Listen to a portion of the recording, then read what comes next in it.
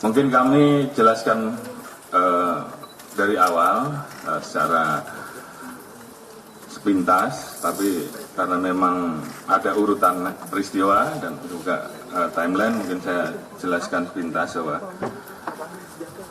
penanganan kasus terkait dengan penembakan anggota Polri Brigadir J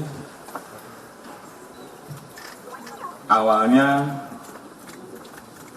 karena ada laporan saudara FS kepada Polres Metro Jakarta Selatan dan Dipropam pada hari Jumat 8 Juli 2022, di mana yang bersangkutan melaporkan pada pukul 17.20 terjadi peristiwa tembak-menembak antara saudara Richard dan saudara Yosua yang diduga terjadi karena ada pelecehan menurut yang bersangkutan pada saat itu kepada saudara PC oleh saudara J di Duren 3 dengan kronologis bahwa saudara J melakukan pelecehan kepada saudara PC di rumah dinas Duren 3 sehingga mengakibatkan saudara PC berteriak minta tolong, didengar oleh saudara Richard, dan kemudian pada saat ditegur terjadi tembakan dari saudara J sehingga kemudian terjadi tembak-menembak yang mengakibatkan saudara J meninggal dunia.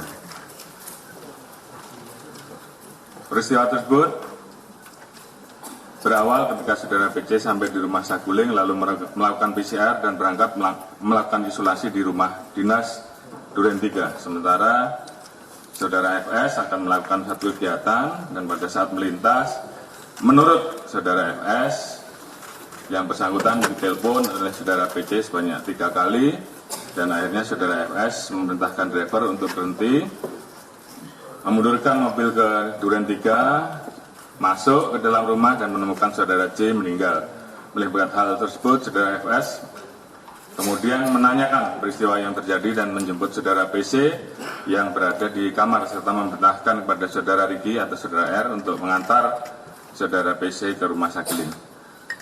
Ini adalah informasi awal yang disampaikan oleh saudara FS. Kemudian yang bersangkutan menghubungi beberapa orang, salah satunya Kasat Reskrim Polres Jakarta Selatan yang datang hadir pertama di TKP 17.30. Pada saat itu yang bersangkutan dihubungi oleh driver saudara FS. Kemudian pukul 17.47 dari Biro Provos Dipropam datang ke TKP karena dihubungi oleh saudara FS. Kemudian setelah selesai dilakukan pendataan dan pengamanan barang bukti, sekitar pukul 19, saksi-saksi yang ada di TKP saat itu, Kuat, Riki, Richard dibawa ke kantor Biro Paminal di Propam untuk dilakukan interogasi sehubungan dengan penyelidikan atas dugaan pelanggaran atau penyimpangan dalam pelaksanaan tugas Polri.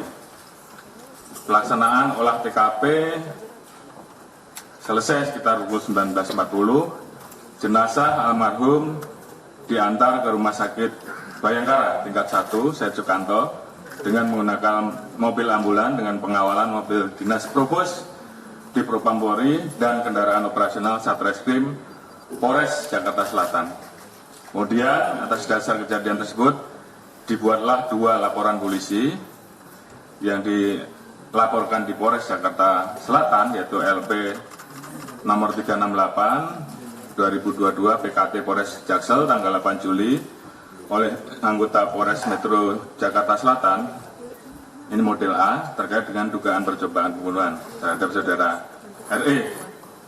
Kemudian LP yang kedua, LPB 1630 di Polres Metro Jakarta Selatan pada tanggal 8 Juli yang dilaporkan oleh saudara PC terkait dengan dugaan perbuatan pelecehan dan ancaman kekerasan di Duren 3. Selanjutnya sekitar pukul 20.20 jenazah sampai di Rumah Sakit Bayangkara. Sesuai prosedur, otopsi jenazah memerlukan syarat, yaitu surat administrasi permintaan visum et repertum dari penyidik. Jenazah sempat transit di ruang jenazah sambil menunggu syarat administrasi tersebut, dan operasi atau kegiatan pemeriksaan luar dimulai dari pukul 22.30 dan dilanjutkan dengan pemeriksaan dalam dan berakhir pada hari Sabtu tanggal 9 Juli sekitar pukul 02. Sesuai dengan prosedur, Untuk kegiatan autopsi hanya boleh didampingi oleh penyidik dan atau asisten dokter forensik, sehingga saat itu Saudara Reza selaku adik dari almarhum Brigadir J menunggu pelaksanaan sampai dengan autopsi selesai di luar. Kemudian pada saat jenazah dimasukkan dalam peti, Saudara Reza baru melihat jenazah dari Brigadir J. Kemudian pada tanggal 9 Juli pagi rencana jenazah akan dibawa ke Jambi. Yang saya hormati seluruh anggota Dewan yang saya muliakan. Kemudian pada hari Sabtu tanggal 9 Juli sekitar pukul 11, penyidik Polres Metro Jakarta Selatan mendatangi kantor Biro Paminal di Propam untuk melakukan pembuatan berita acara pemeriksaan saksi-saksi Saudara Richard, Ricky, dan Kuat. Namun penyidik mendapatkan intervensi dari personil Biro Paminal di Propam Polri. Penyidik hanya diizinkan untuk mengubah format berita acara interogasi yang dilakukan oleh Biro Paminal di Propam menjadi berita acara pemeriksaan. Kemudian sekitar pukul 13, penyidik bersama saksi diarahkan oleh personel di Propam untuk melakukan rekonstruksi kejadian di TKP. Setelah selesai pelaksanaan rekonstruksi, para saksi menuju rumah Saudara FS di Saguling. Personil Biro Paminal di Propam Polri di saat yang bersamaan kemudian menyisir TKP dan memerintahkan untuk mengganti harddisk CCTV yang berada di pos security Duren 3. Harddisk CCTV ini kemudian diamankan oleh personil di Propam Polri. Hari Senin 11 Juli 2022 terdapat informasi bahwa terjadi permasalahan pada saat pengantaran jenazah kepada keluarga almarhum Joshua yang kemudian ini menjadi viral. Permasalahan tersebut berawal pada hari Sabtu pada saat jenazah Brigadir Joshua tiba di rumah keluarga almarhum. Keluarga sempat tidak diizinkan untuk melihat kondisi jenazah. Gimana Pak itu? Keluarga tidak mau menerima jenazah dan menandatangani berita acara serah terima bila tidak melihat kondisi jenazah. Akhirnya keluarga diperbolehkan untuk melihat separuh badan ke atas. Keluarga melihat adanya luka-luka dan jahitan di wajah almarhum. Melihat kondisi tersebut, keluarga kemudian menjadi histeris. Keluarga diberikan penjelasan oleh personel di Propam bahwa almarhum meninggal setelah terlibat tembak-menembak antara Brigadir J dengan Brigadir R dan beberapa RE, dan telah ada beberapa hal yang kemudian itu disampaikan secara lebih tertutup. Saat akan dimakamkan, personil di Propam Polri menolak untuk permintaan keluarga untuk pelaksanaan pemakaman secara kedinasan, karena menurut personil di Propam tersebut terdapat syarat yang harus dipenuhi, dan dalam hal ini mereka menyatakan ada perbuatan tercela sehingga kemudian tidak dimakamkan secara kedinasan. Kemudian malam harinya datang personil dari Divopam Polri yang berpangkat Pati atas nama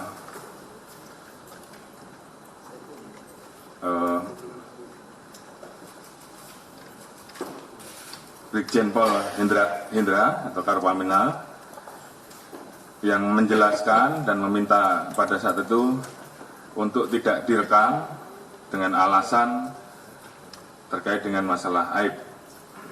Keluarga mendapatkan penjelasan lebih detail sehingga jumlah tembakan dan posisi tembak menembak serta luka-luka yang ada di tubuh jenazah.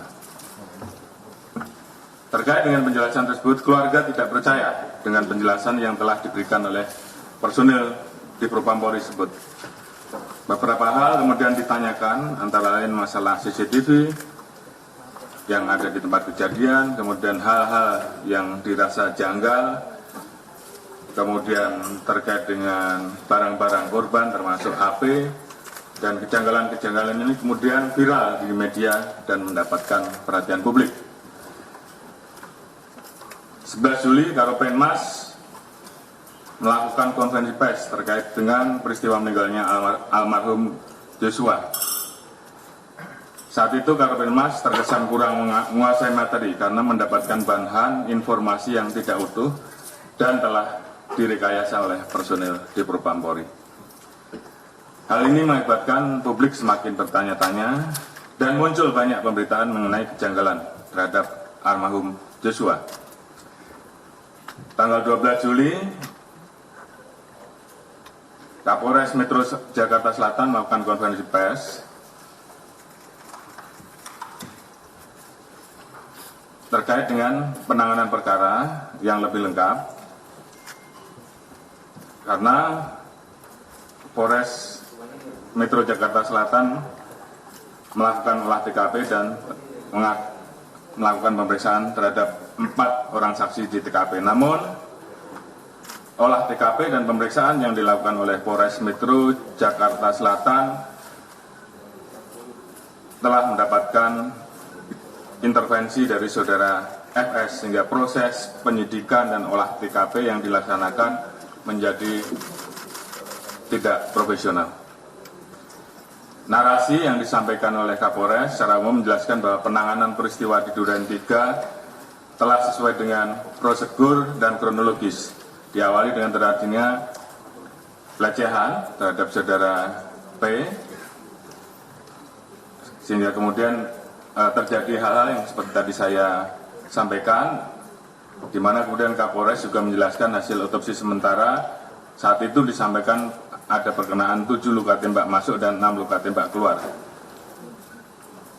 Tentunya hal ini juga menjadi pertanyaan karena apa yang disampaikan oleh Kapolres tersebut tentunya terlalu cepat mengambil kesimpulan dan kemudian didapati bahwa Kapolres datang terlambat pada saat ke TKP. Dengan adanya hal-hal tersebut dan kejanggalan-kejanggalan yang ada, maka pada saat itu kami membentuk tim sus dengan surat perintah nomor Sprint 5647 tanggal 12 Juli, di mana tim sus ini terdiri dari Wakapolri, Bapak Irwasum, Kabar Eskrim, Kabik, ASSDM, Kadif Humas, Kapus Dokes, Dirwi 5, Dirbidum Bareskrim, Kapus Lapor, Dirkamnet, Pak Intelkam, Karwaprov, Kadiftik, Pak Irwasum, Wakabar Eskrim, selaku Sekretariat Tim ANEF. Sesuai dengan arahan saya pada saat pembentukan tim sus, tim ini akan mengungkap peristiwa yang terjadi sesuai fakta, objektif, transparan, dan akuntabel. Tentunya dengan berpedoman pada kaidah-kaidah penyidikan dan penyelidikan dan scientific crime investigation dalam prinsip-prinsip hak asasi manusia agar peristiwa ini betul-betul menjadi terang dan dapat dipertanggungjawabkan kepada publik. Saya mengikuti setiap perkembangan pengawasan dan memberikan arahan kepada tim sus Polri secara langsung, termasuk proses evaluasi terkait dengan pelaksanaan olah TKP, pendalaman, pemeriksaan internal, penyidikan dan rapat-rapat yang melibatkan satuan kerja terkait. Saya ingin memastikan bahwa upaya yang dilakukan oleh tim sus Polri bebas dari kepentingan pihak-pihak terkait demi menegakkan keadilan dan bisa memberikan asistensi secara berjenjang